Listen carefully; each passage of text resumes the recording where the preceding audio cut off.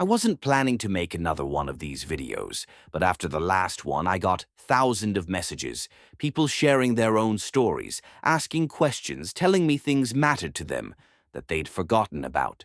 So first, thank you. Really, your words meant more than you know. Now, I want to talk about something I've been thinking about since my wife Eleanor died. You see, it's about the lies we tell ourselves to get through the day. Not the big lies, the small ones, the ones we think are protecting us but are actually stealing our lives. I'm George, I'm 87, and I spent 43 years lying to my wife about something so small, so stupid, that when I finally told her the truth, we both sat there in silence for a long time, not because it was earth-shattering, but because of all the years we'd wasted dancing around it. It was a Thursday afternoon.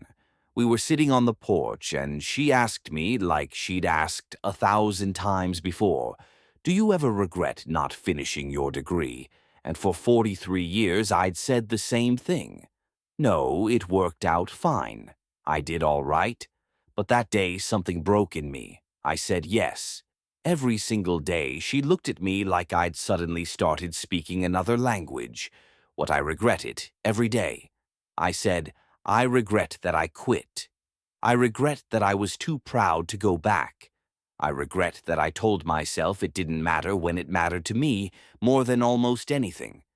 Eleanor put her coffee down. She said, "George, why didn't you tell me we could have figured something out? You could have gone back." And that's when I realized what I'd done.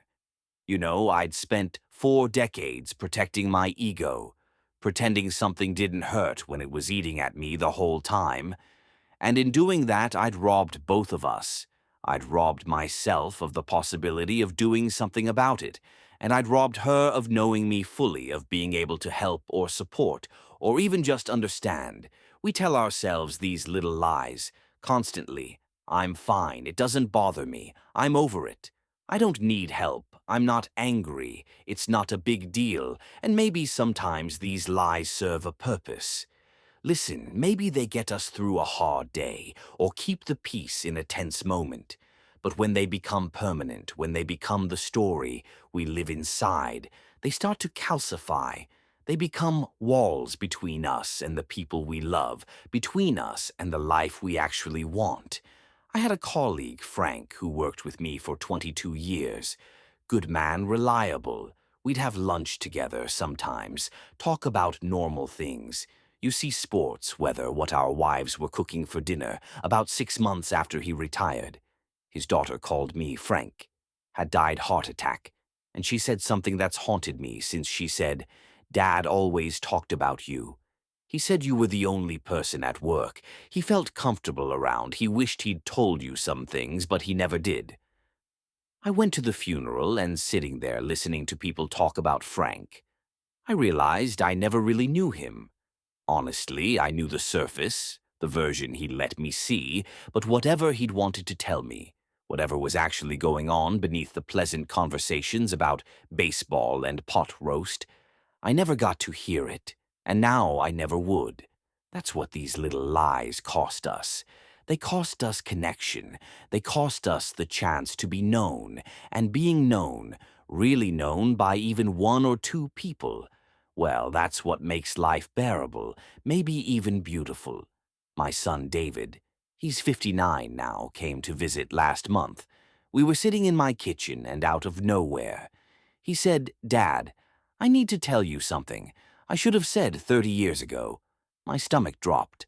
I thought he was about to tell me something terrible. Instead, he said, "When I was in high school and you asked if I wanted to go into business with you, I said no because I wanted to do my own thing." That was a lie. I said no because I was terrified. I wasn't good enough, that I'd disappoint you. I just stared at him. "David, you could never disappoint me, I know that." "Now," he said, "but I didn't. Then, and I've carried that around my whole life. The idea that I let you down by not wanting what you wanted." We talked for 3 hours. That day really talked about fears and regrets and misunderstandings that had sat between us for decades.